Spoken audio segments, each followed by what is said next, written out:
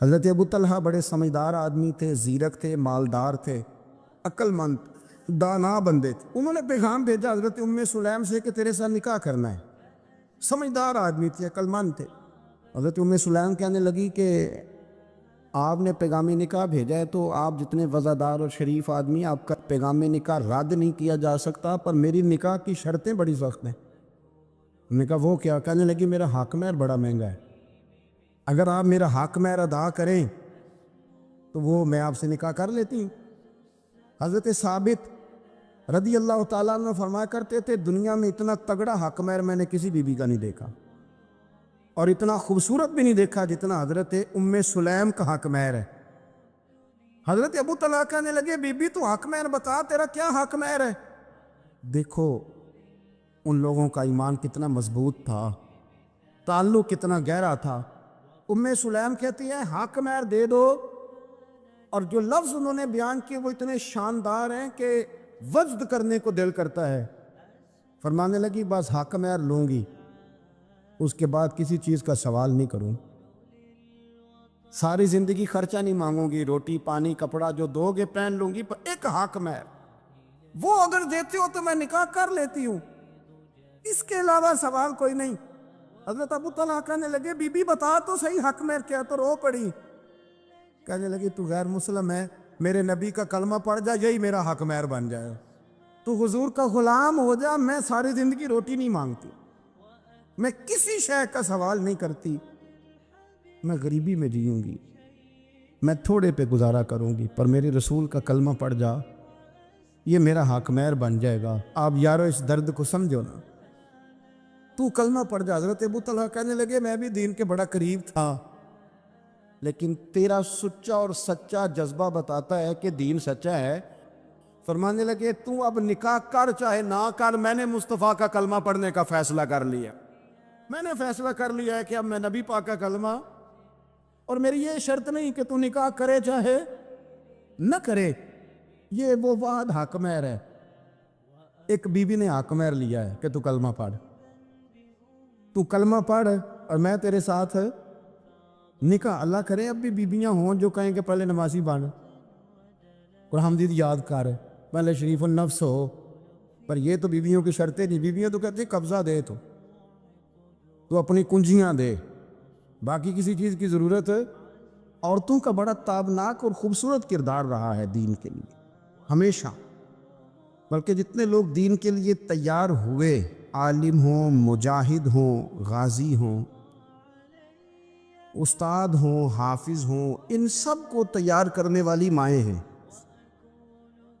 اور وہ پوری جد و جہد کے ساتھ بھیجتی، تیار کرتی، محنت کرتی۔ انہوں نے ان کی تیاری میں بھی اور آبیاری میں بھی خوب کردار ادا کیا۔ اب یہ کہ مزید آنے والی نسل میں جو ہماری بیٹیاں ہیں، ان کو ہماری جو اسلاف میں خواتین گزری ہیں، ایک تو ان کے کردار سے ہمیں آگاہ کرانا چاہیے، تاکہ بچیاں بجائے آج کی کسی جدید عورت سے جڑنے کی بجائے وہ سیدہ عائشہ صدیقہ سے جڑیں، وہ سیدہ پاک سیدہ فاطمہ الزہرا سے جڑیں، وہ جو کنیزیں ہیں حضور صلی اللہ علیہ وسلم کے دین کی، حضرت ام سلیم کے ساتھ جڑیں، حضرت ام شریک کے ساتھ جڑیں، حضرت ام عمارہ کے ساتھ جڑیں، انہوں نے جڑنا ہو تو حضرت ام سلمہ کے ساتھ جڑیں، وہ ان سب خواتین کے ساتھ ان کا تعلق مضبوط ہو۔ اور دوسرا یہ بھی ایک بات یاد رکھیں کہ 40 50 60 عورتیں کسی جگہ نکل کے کوئی دھما چوکڑی کرتی ہیں تو وہ 22 کروڑ کے ملک میں رہنے والی ہماری پاک ماؤں کی نمائندہ کبھی بھی نہیں ہو سکتی۔ اس لیے دنیا ان کا چہرہ دیکھ کے، بلکہ ان کا مکروہ چہرہ دیکھ کے، ہمارے گھروں میں حیا کا پردہ پہن کے بیٹھنے والی عورتوں کو اس پر کبھی بھی وہ قیاس نہ کرے۔ الحمدللہ آج بھی مائیں پاک دودھ پلاتی ہیں تو رسول اللہ کا نام جپنے والے بیٹے پیدا ہوتے ہیں۔ تو اس لیے کوئی ایسی مایوسی، کوئی ایسی کمزوری، کوئی یہ نمائندہ نہیں ہے۔ یہ تو چونکہ دنیا میں ہمارے ہاں ہوتا ہی ہے کہ کوئی بندہ کوئی فضول بات کرتا ہے تو میڈیا اسے کوریج زیادہ دیتا ہے، تو لوگ سمجھتے ہیں پتہ نہیں کیا ہو گیا۔ ایسی کوئی بات نہیں ہے، یہ تو چند لوگ ہیں، وظیفہ خوار ہیں، خریدے ہوئے لوگ ہیں، اور ان کو جان بوجھ کے لا کے یہاں مسلط کیا جاتا ہے، معاذ اللہ پاکستان کی شکل دکھانے میں کچھ اپنے اس میں ملوث ہوتے ہیں تاکہ ایک بگڑی ہوئی صورت لوگوں کے سامنے پیش کی جائے۔ یہ وطن ہے داتا علی اجویری کا اور بابا فرید الدین مسعود گنج شکر کا، یہ اللہ والوں کا وطن ہے، یہ حضرت محدث اعظم پاکستان کا وطن ہے۔ اس کے اندر اس طرح کے لوگ کس طرح پنپ سکتے ہیں؟ کوئی ان کا وجود نہیں۔ تو قرآن حکیم نے ہمیں کہہ دیا کہ جو بھی نیک عمل کرے وہ مرد ہو یا عورت ہو، تخصیص کوئی نہیں، ہو مومن، مرد ہو چاہے عورت ہو، فَلَنُحْيِيَنَّهُ حَيَاةً طَيِّبَةً، ہم اسے پاکیزہ زندگی عطا فرمائیں گے۔ اللہ کے پیارے رسول صلی اللہ علیہ وسلم نے ارشاد فرمایا، حضور علیہ السلام ارشاد فرماتے ہیں کہ مختصر سی بات ہے مسند امام احمد بن حنبل میں، انسان کے لیے جنت میں چلے جانا نا بہت بڑی کامیابی ہے۔ کیوں؟ اس لیے کہ اللہ کا دیدار بھی جنت میں اور مدینے والے محبوب کا قرب بھی جنت میں نصیب ہوگا۔ رسول کائنات علیہ السلام کے قرب میں بھی جگہ وہی جنت میں ملے گی، وہیں سب اللہ والوں کی زیارت ہے، وہیں سب کے لیے انعامات ہے، وہیں سب کا بسیرا ہے۔ قرآن مجید نے کہا اصحاب الجنتی ہم الفائزون، اصحاب الجنتی ہم الفائزون، یہ جو جنتی ہیں یہ کامیاب لوگ ہیں۔ تو نبی پاک صلی اللہ علیہ وسلم نے مختصر بات ارشاد فرمائی مسند امام احمد بن حنبل میں، حضور فرمانے لگے عورت 5 نمازیں پڑھے، اپنے روزوں کی حفاظت کرے، یعنی رمضان کے روزے رکھے، فرمایا اپنے خامند کی اطاعت کرے، نماز روزے کی پابندی کرے، خامند کی اطاعت کرے اور اپنی شرمگاہ کی حفاظت کرے۔ تو حضور فرماتے ہیں پھر قیامت والے دن نہ اس کے لیے جنت کھول دی جائے گی، وہ جس دروازے سے چاہے جنت میں داخل ہو جائے،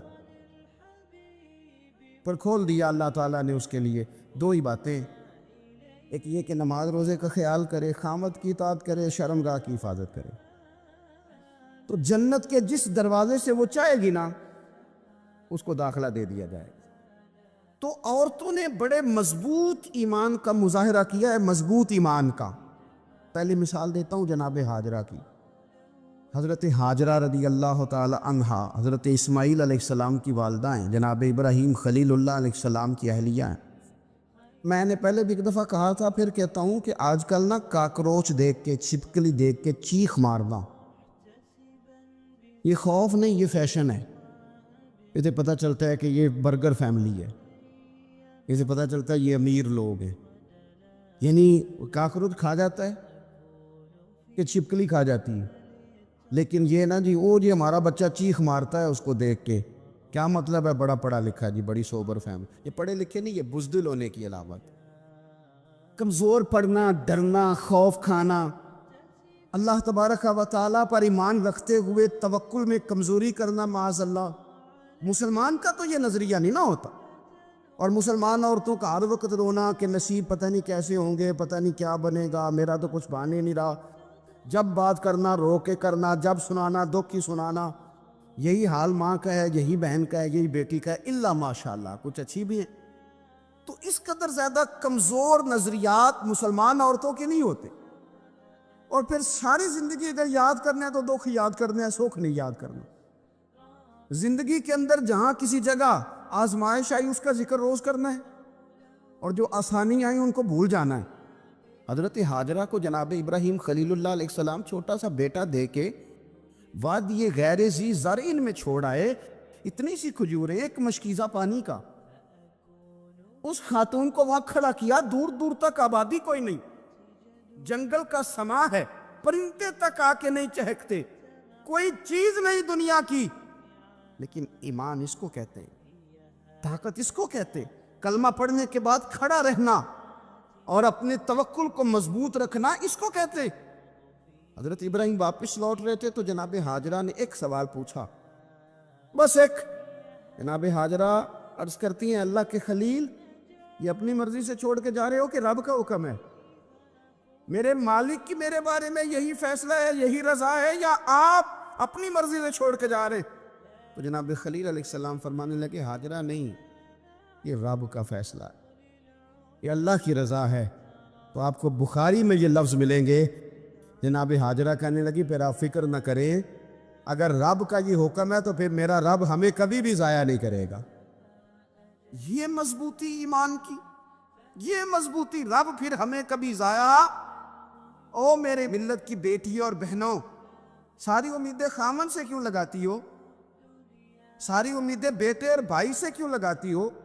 ساری امیدیں دنیا سے کیوں لگاتی ہو؟ اس طرح کرو، اپنی ساری امیدیں اپنے رب کے ساتھ وابستہ کرو. رب کی رضا پہ، رب کے فیصلوں پہ راضی رہنا سیکھو.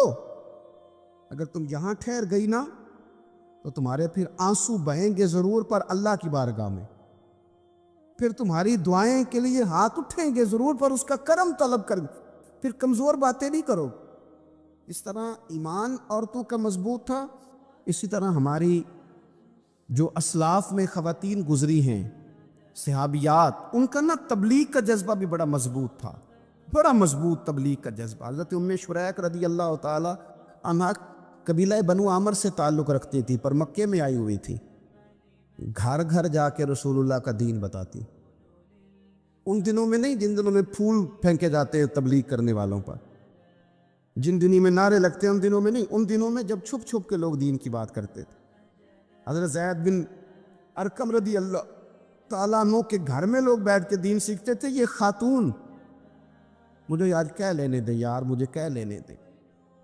ووٹوں کی ضرورت ہو تو عورتیں گھر گھر چلی جاتی ہیں. ایک سیٹ کی ضرورت ہو تو بیویوں کو گھر گھر بھیج لیا جاتا ہے. یہ دیکھو، یہ ایمان ہے رسول اللہ صلی اللہ علیہ وسلم پر، صحابیات کا. یہ کمال ہے کہ گھر گھر وہ بھی گئی ہیں، پر ووٹ کے لیے نہیں، رسول اللہ کے دین کے لیے.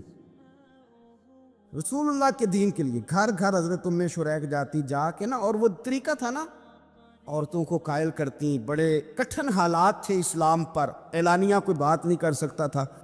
حضرت ام شریک کہتی ہے میں عورتوں کو بلاتی، کہتی میری بات سنو. جب وہ قریب آتی تو میں نے نبی پاک کا دین بتاتی، سائیڈ پہ کر کے کونے میں.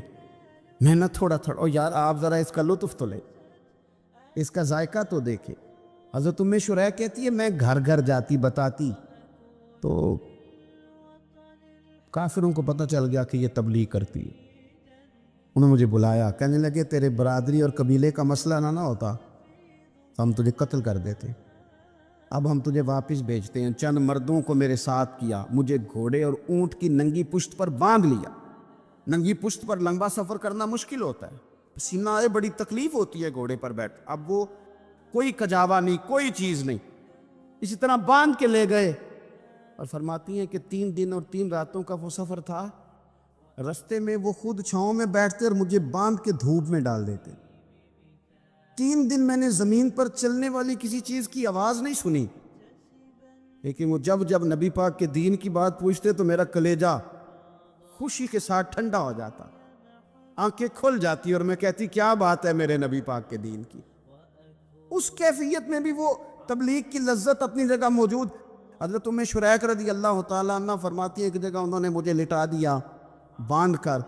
پیاس بڑی شدید تھی، پانی پینے کو دیتے نہیں تھے، روٹی کھانے کو. ایک عورت کی بات کر رہا ہوں، یہ خاتون کی بات کر رہا ہوں. آج کل تو ہمارے بچے شام کو سالن ٹھیک نہ پکا ہو تو موبائل توڑ دیتے ہیں. یہ قوم نہیں میدانوں میں جا سکتی، جہاد نہیں کر سکتی. خاتون کہتی ہے کہ شدید پیاس تھی اور مجھے باندھ کے لٹایا ہوا تھا. مجھے جب تکلیف بڑھ گئی تو اچانک میں نے دیکھا پانی کا ایک ڈول برآمد ہوا ہے. میں نے اسے تھوڑا سا پی لیا، پر طلب ابھی باقی تھی. وہ پھر آ گیا برتن، میں نے پھر پیا. طلب ابھی باقی تھی، پھر برتن آ گیا. امام ابو نعیم نے اس کو لکھا ہے حلیۃ الاولیاء میں. فرماتے ہیں تیسری دفعہ وہ پھر بھرا ہوا ڈول پورے کا پورا آ گیا. اب میں نے پیا بھی، اپنے کپڑوں پہ بھی چھڑکا. جب وہ سارے بیدار ہوئے تو مجھے آگے کہنے لگے کہ تو نے ہمارا پانی استعمال کیا ہے. فرماتی ہے پر انہوں نے اپنے برتن دیکھے، مشکیزیں دیکھے تو بھرے ہوئے تھے. میرے قریب آ کے کہنے لگے یہ پانی کہاں سے آیا؟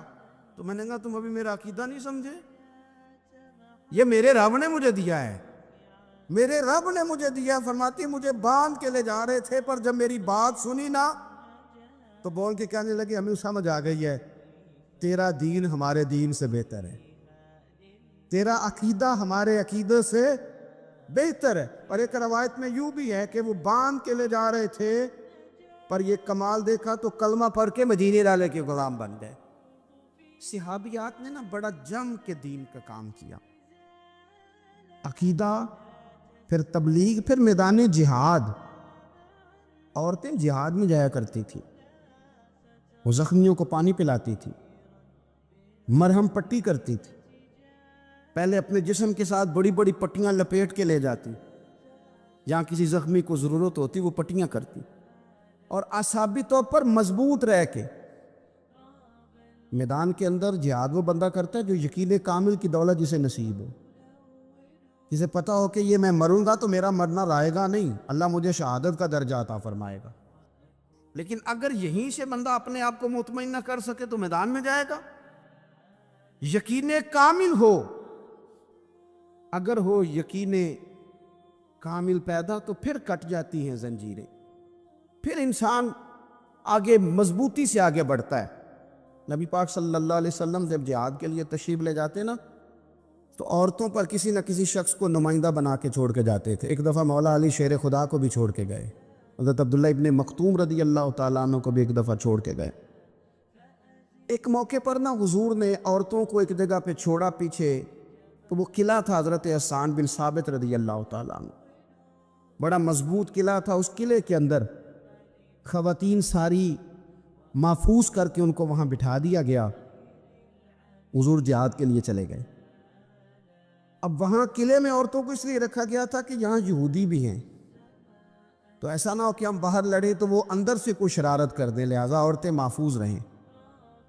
حضرت حسان بن ثابت رضی اللہ تعالیٰ عنہ کی ڈیوٹی تھی تلوار لے کے حفاظت کرنے کی. تو ایک یہودی آ گیا، وہ اب ٹو کرنے لگا، تجسس کرنے لگا کہ یہاں عورتیں ہیں تو کوئی مرد بھی ہے کہ نہیں، دائیں بائیں دیکھنے لگا. حضرت صفیہ رضی اللہ تعالیٰ عنہ نے توجہ کی، جناب حسان بن ثابت سے کہنے لے 1 منٹ لگا اس کی گردن مار دے، ایسا نہ ہو کہ یہ جا کے بتا دے، گردن اڑا دے. حضرت حسان بن ثابت ذرا تھوڑی کوشش کرنے لگے، ارادہ کرنے لگے، آگے بڑھنے لگے. تو ابھی وہ تیاری میں ہی تھے تو حضرت صفیہ رضی اللہ تعالیٰ عنہ خود نکلی پیچھے سے ہو کے، ذرا سا ایک ستون کے پیچھے چھپی، ہاتھ میں بڑا سا ڈنڈا پکڑا. وہ آپ کے قریب سے گزرنے لگا. تو یہ خاتون کی بات کر رہا ہوں، خاتون کی. کسی مرد کی ضرورت ہے عورت کو تنگ کر جائے؟ شرط یہ ہے کہ عورت کے اندر بھی تو غیرت ایمانی ہو نا، اس کے اندر بھی تو وہ قوت ہو نا. ایسا نہ ہو کہ وہ کمزور پڑ جائے. ہاتھ کے اندر ڈنڈا تھا. جب وہ یہودی پاس سے گزرنے لگا تو اللہ اکبر کہہ کہ بی بی نے اتنے زور سے مارا ڈنڈا، حضور کی پھپھو نے ایک ہی ڈنڈا کھایا اور وہ زمین پہ ڈھیر ہو گیا. حضرت صفیہ نکلی اور جناب حسان بن ثابت سے کہنے لگی مجھے آتی ہے شرم، چونکہ جب کسی کو مار دیا جائے تو اس کا مال مال غنیمت ہے نا کافر کا. اب اس کی زرہ اتارنی ہے، اس کی تلوار لینی ہے. فرمایا مجھے شرم آتی ہے، وہ مرد ہے. اس طرح کرو، مار میں نے دیا، سامان تم اتار کے لے آؤ. یہ قوت تھی مسلمان عورتوں کے اندر، یہ شوق تھا، یہ جذبہ تھا. ہمارے ہاں نا روز روز کی کمزوریاں، عورتوں کا روز آنسو بہانا اور جہاں بھی سنانا دکھ ہی سنانا، اس نے انہیں کمزور کر دیا. آپ کے ذہن پہ چیزیں سوار ہو جاتی ہیں نا. تو یہ جو مرد زیادہ رہتے ہیں نا عورتوں کے ساتھ، زیادہ وقت گزارتے، زیادہ داستانیں سنتے ہیں، ان میں وہ ساری چیزیں پیدا ہو جاتی ہیں. آپ نے ناراض نہیں ہونا، میں دعوے سے کہتا ہوں کہ جو جوان اپنی اماں کے اور ابا کے شکوے کرنے لگ جاتا ہے نا، اس نے 1.5 گھنٹہ باتیں سنی ہیں بی بی، ایسے مفت میں نہیں شکوے کر رہا، اس نے ہلکا ہلکا کہیں جی بھی کیا ہے. تو تب یہ ساری کہانیوں نے جنم لیا. آپ جس کی صحبت میں بیٹھیں گے اس کا کچھ نہ کچھ اثر، بلکہ عارف رومی تو کہتے ہیں کہ شیر کے بچے کو بکریوں میں چھوڑ دو، بکری بن جائے گا. شیر کے بچے کو بکریوں میں چھوڑو، وہ بکری ہے، اس لیے کہ شیروں کی صحبت بندے کو شیر بناتی ہے. حال پتہ کیا ہے کہ محبوب پیدا نہیں ہوئے تو باپ چلے گئے. ابھی عمر چھوٹی تھی، ماں کی کھل کے زیارت ہونا تھی کہ اماں بھی چلی گئیں. دادا کندھوں پہ کھلایا کرتے تھے، تو تاریخ کہتی ہے کہ دادا کا جنازہ اٹھا تو پیچھے پیچھے حضور بھی آنسو بہا رہے تھے. ایک وفادار بیوی ملی تو اپنے وقت پہ سیدہ خدیجہ بھی چلی گئی. ایک ٹائم آیا تو جناب ابو طالب بھی رخصت ہو گئے. مکے سے حضور کو اتنا پیار تھا وہ چھوڑنا پڑا. صادق اور امین کہنے والوں نے حضور کی دعوت کو قبول کرنے سے انکار کر دیا تو رسول کریم نے اپنی پیشانی پر کسی قسم کا کوئی شکن نہیں آنے دیا. رسول پاک مدینے آئے تو لوگ تلواریں لے کے بدر میں آ گئے لڑنے، شہید کرنے. حضور وہاں بھی کوئی پریشان نہیں ہوتے. میدان احد آیا تو نبی پاک نے اپنے چچا کو کٹے ہوئے وجود میں دیکھا، نکلی ہوئی آنکھوں میں دیکھا، کٹے ہوئے ہونٹوں میں دیکھا. کسی جگہ میرے رسول پاک صلی اللہ تعالی علیہ وسلم شکوہ کرتے دکھائی نہیں دیتے. حضور کی وہ بیوی سیدہ عائشہ صدیقہ رضی اللہ تعالیٰ عنہ، جن کی پاکی کا رب بیان کرے، ان پر منافقین نے الزام لگا دیا. اتنے پاک گھرانے پر لوگوں نے انگلی اٹھائی. میرے رسول نے آنسو بہائے پر کسی جگہ حضور پریشان ہوتے دکھائی نہیں دیے. ہم ڈھونڈنے لگے، تلاش کرنے لگے. جب دروازہ رسول پہ گئے تو حضور خود بولے. میرے رسول فرمانے لگے، میرے غلاموں یاد رکھنا یہ صبر میری چادر ہے، یہ صبر میری چادر ہے، یہ حوصلہ میری چادر ہے. سیدہ عائشہ صدیقہ رضی اللہ تعالیٰ عنہ فرمایا کرتی تھی، لوگوں مجھے اللہ کی عزت کی قسم میں نے حضور سے بڑھ کر کسی کو صبر کرنے والا نہیں دیکھا، کسی کو حوصلہ کرنے والا حضور سے بڑھ کے نہیں دیکھا. امت کو کیا ہو گیا؟ یہ چوراہوں پہ لڑ رہی ہے، چوکوں پہ لڑ رہی ہے. گھر ہیں کہ فساد کے آئینہ دار بنے ہوئے. لوگ آ کے رو پڑتے ہیں کہ جناب بھائیوں کا سلوک نہیں، کوئی دعا کر دیں. رو پڑتے ہیں جناب ابا کے ساتھ بھی لڑائی ہو جاتی ہے، کوئی تعویذ دے دیں. ذرا حوصلہ نہیں، صبر نہیں. کسی جگہ ٹھہرنا تو سیکھو میرے عزیز. کسی جگہ او یارو آؤ نا.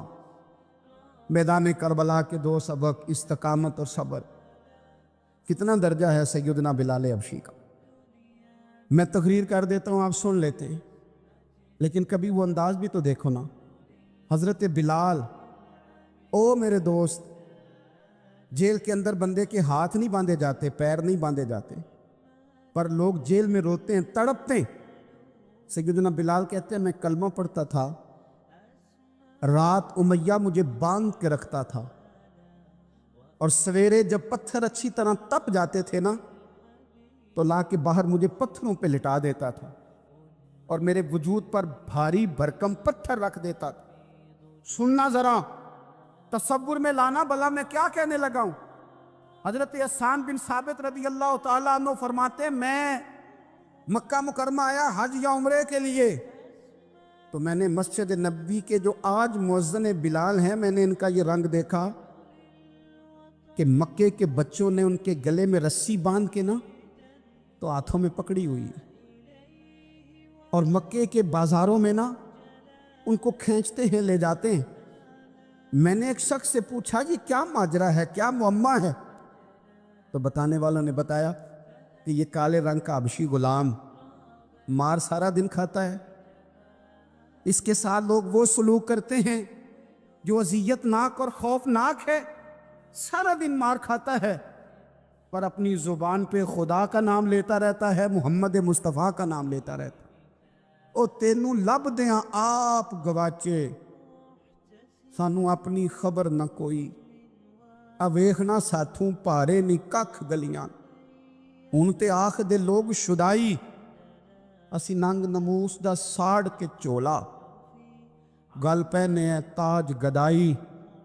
اوے سجنا اپنا آپ گوایا ہے، تاں یار نے چاتی پائی. بھائی اس طرح کا لوگوں نے بھی انداز دیکھا، لیکن ہمارا یہ حال ہے کہ کسی جگہ بھی ٹھہراؤ نہیں، کسی جگہ بھی ٹھہراؤ نہیں، کسی جگہ بھی صبر نہیں، کسی کام پر بھی استقامت نہیں.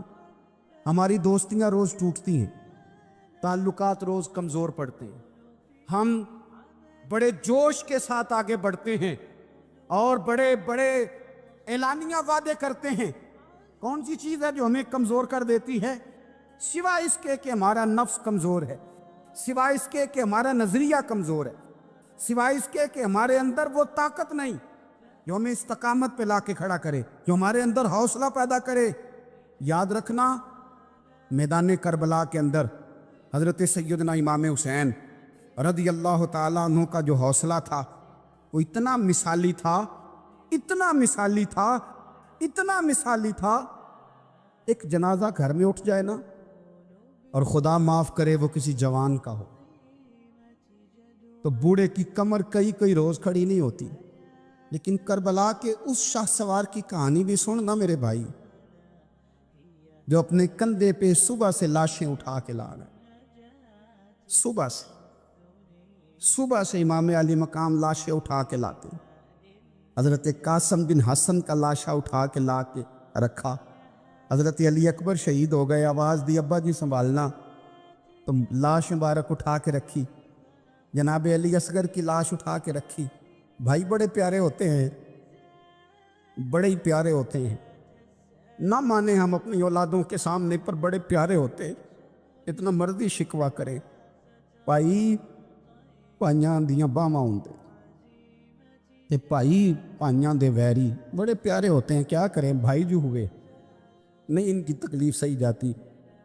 حضرت عباس رضی اللہ تعالیٰ عنہ تو جب امام علی مقام اٹھا کے لا رہے تھے، ایک منٹ کے لیے رکے اور کہنے لگے اللہ اب میری کمر کمزور پڑ گئی ہے، میرا بھائی چلا گیا تو پیچھے سے نا کچھ کمزور پڑ گئی ہے۔ اتنی ساری میتیں اٹھا کے لا کے، اتنا حوصلہ حسین ابن علی کا۔ پھر جا کے امام علی مقام گرم ریز سے تیمم کرتے ہیں، پھر وہ گھوڑے پہ بیٹھتے ہیں، پھر وہ رجز پڑھتے ہیں، پھر وہ خطبہ دیتے ہیں، پھر وہ حق کا اعلان کرتے ہیں، پھر وہ ظلم کو للکارتے ہیں، پھر وہ 56 سال کے بڑھاپے میں جب میدان میں گھوڑے کو ایڑی لگا کے آتے ہیں اور اس طرح کاٹتے ہیں یزیدیوں کی کمر کو، گلوں کو، کہ عمر بن سعد کہتا ہے اکیلے اکیلے نہ جاؤ، یہ کوئی معمولی ہے، یہ علی حیدر کا لال ہے، اکیلے اکیلے جاؤ گے تو لشکر کاٹ دے گا، یک بارگی حملہ کرو، یک بارگی، پھر ہو سکتا ہے حسین تمہارے قابو آئے۔ امام علی مقام میدان کربلا میں جب تیر کھا رہے تھے تو تجھے حوصلہ سکھا رہے تھے، مجھے حوصلہ سکھا رہے تھے۔ جب وہ میدان کربلا میں نیزے کھا رہے تھے، زخم لے رہے تھے، تو ڈٹنا سکھا رہے تھے، حوصلہ کرنا سکھا رہے تھے۔ بات بات پہ کمزور پڑنے والوں، ملت کے جوانوں، ابھی تو تم نے بہت سارے اجالے لانے ہیں، ابھی تو کئی اندھیروں سے لڑنا ہے، ابھی تو کئی شمع جلانی ہے، ابھی تو بہت سارے گھر ہیں جو منتظر ہیں کہ تم انقلاب لاؤ، ابھی تو بہت ساری آبادیاں ہیں جہاں تم نے امن قائم کرنا ہے، ابھی تو بہت سارے شہر ہیں جہاں سے تم نے ظلم مٹانا ہے، ابھی تو بہت ساری جگہ ہیں جہاں تمہارے نام کے دیپ جلیں گے، جہاں تم جا کے اسلام کے نام کی تختی لگاؤ گے، ابھی تو بہت سارے مینارے ہیں جن پہ تم نے لا الہ الا اللہ محمد رسول اللہ کے نام کا جھنڈا لگانا ہے۔ ابھی تو آگے بڑھنا ہے، ابھی تو بہت سارا کام کرنا باقی۔ اقبال کہنے لگے کہ وقت رخصت ہے کہاں، کام ابھی باقی ہے، اور لوگوں نور توحید کا اتمام ابھی باقی ہے۔ اور ایک شاعر اور بولے، وہ کہنے لگے مسلمانوں نہ گھبراؤ، خدا کی شان باقی ہے، ابھی اسلام زندہ ہے، ابھی قرآن باقی ہے۔ کافر کیا سمجھتے ہیں جو ہم سے روز الجھتے ہیں، ابھی تو کربلا کا آخری میدان باقی ہے، ابھی تو بڑھنا ہے، آگے سفر کرنا ہے، کمزور نہ پڑے۔ اپنی زندگی کے اندر کسی جگہ بیماری بھی آ جاتی ہے، تکلیف بھی آ جاتی ہے، آزمائشیں بھی آ جاتی، غریبی بھی آ جاتی، یہ آنے والی چیزیں ہیں تو آ جاتی۔ اپنی زندگی میں صرف 2 4 5 چیزوں کو لاگو کر لیں۔ ایک تو مخلص زندگی گزاریں، ریاکار زندگی نہ گزاریں۔ جو لوگ ریاکار ہوتے ہیں وہ بزدل ہوتے ہیں، جو ریاکار ہوتے ہیں وہ دکاندار ہوتے ہیں، جو ریاکار ہوتے ہیں وہ اداکار ہوتے ہیں، جو ریاکار ہوتے ہیں ان کے پاس ایک کریکٹر رہ جاتا ہے، اندر ان کے کچھ بھی نہیں ہوتا، خالی ہو جاتا ہے سارا۔ زندگی میں مخلص بنیں گے تو دلیر ہو جائیں، اخلاص کے ساتھ آپ زندگی میں سفر کریں، آپ مخلص ہو جائیں۔ میرے رسول پاک صلی اللہ علیہ وسلم نے فرمایا مخلص ہو جاؤ، اللہ کے رضا والے ہو جاؤ، مخلص ہو جاؤ، تمہارا تھوڑا عمل بھی تمہارے لیے زیادہ ہو جائے گا، تمہیں کفایت کر جائے گا تھوڑا عمل۔ اللہ کے علاوہ کسی سے ڈرنا چھوڑ دیں، غیر کا خوف دل سے نکال دیں، خوف نکال دیں، اپنی زندگی میں غیر کا خوف نکال دیں، نکال پھینکیں آپ امیروں کا خوف، نکال پھینکیں دنیا کیا کہے گی۔ یاد رکھنا عزتیں بھی رب دیتا ہے، ذلتیں بھی اس کی مشیت کا تقاضا ہوتی ہیں، رزق کا مالک بھی اللہ ہے۔ حضرت مولا علی سے کسی نے کہا کہ آپ اپنے ساتھ حارس کیوں نہیں رکھتے، گن مین کیوں نہیں رکھتے، باڈی گارڈ کیوں نہیں رکھتے؟ تو حضرت علی فرمانے لگے موت سب سے بڑی محافظ ہے، وقت سے پہلے آتی نہیں، آ سکتی نہیں۔ آپ غیر کا خوف نکال باہر پھینکیں۔ ایک جملہ میدان کربلا میں امام حسین نے کہا تھا، ایک جملہ، اور وہ جملہ اتنا طاقتور ہے کہ اگر سونے کے پانی سے لکھا جائے، ہیروں سے تولا جائے تو یہ ساری چیزیں کمزور پڑ جائیں۔ امام علی مقام میدان کربلا میں جب گھوڑے پہ سوار ہوئے، اللہ اکبر کہہ کے میدان میں آئے، اور آپ نے یزیدیوں سے کہا کہ تم ظالم ہو، جابر ہو، فاسق ہو، اطاعت تمہاری نہیں قبول کی جائے گی، اب بتاؤ لڑنا ہے کہ کیا کرنا ہے؟ جب وہ لڑنے کے لیے میدان میں آئے تو امام نے ایک جملہ کہا، فرمانے لگے لوگوں گواہ رہنا، آج میں نے عزتیں خرید لی ہیں اور ذلتیں دور کر دی ہیں۔ عزت ہے ہمارے پاس، عزت، ذلت دور ہو گئی۔ اگر اس کے ظلم سے چھپ کے بیٹھ جاتے، اگر ان تلواروں کے سامنے کمزور پڑ جاتے، اگر اس بڑے لشکر کو پیٹھ دکھا دیتے تو یہ عزت والا معاملہ، لوگوں ہم نے عزتوں کا سودا کیا، ہم نے ذلتیں بھگا دی، ہم نے وہی سودا کیا جو ہمارے اجداد کا طریقہ تھا، جو ہمارے اسلاف کا طریقہ تھا، جو طریقہ ہم نے علی المرتضیٰ سے سیکھا تھا اور نبی مصطفیٰ سے سیکھا تھا، وہ طریقہ ہم نے کر دکھایا۔ اللہ کے غیر کا خوف نکال پھینکے زندگی۔ اور تیسری بات، ہدف مقرر کریں، ہدف مقرر کریں۔ آپ کیا ہیں؟ آپ دین کے دائی ہیں، آپ دین کے مبلغ ہیں، آپ دین کو مالی سپورٹ کرنے والے ہیں، آپ اخلاقی سپورٹ کرنے والے ہیں، آپ ایک تاجر ہیں، آپ کس طرح کر کے میدان میں ہیں؟ آپ ایک ویلفیئر شخصیت ہیں، لوگوں کا بھلا کرنے والے، آپ کیا ہیں؟ اپنی زندگی میں اپنے اہداف مقرر کریں، بے معنی بے مقصد زندگی نہ۔ ہم نے ہدف بڑا چھوٹا مقرر کیا۔ ایک بندے کا ہدف ہے کہ میں نے کروڑ پتی بننا ہے، بن گیا وہ کروڑ پتی، اب کیا کرے؟ اب وہ ٹینشن میں ہے کیا کروں؟ ہدف چھوٹا تھا نا، وہ پورا ہو گیا۔ ایک بندے کا ہدف تھا میں نے بڑی دکان خریدنی ہے، خرید لی، اب کیا کرے؟ اب ٹینشن میں ہے، آگے کدھر جائے؟ ایک بندے کا ہدف تھا میں نے وزیر بننا ہے، بن گیا۔ یہ چھوٹا ہدف ہے، یہ ہدف کبھی بھی آپ قبول نہ کریں۔ ایک ہدف وہ تھا جو یزید نے اختیار کیا کہ مجھے حکومت پہ بیٹھنا ہے۔ ایک ہدف وہ تھا جو عبید اللہ ابن زیاد کا تھا کہ مجھے گورنر بننا ہے۔ ایک ہدف وہ تھا جو عمر بن سعد کا تھا کہ مجھے رے کی حکومت لینی ہے۔ یہ ان لوگوں کے ہدف تھے۔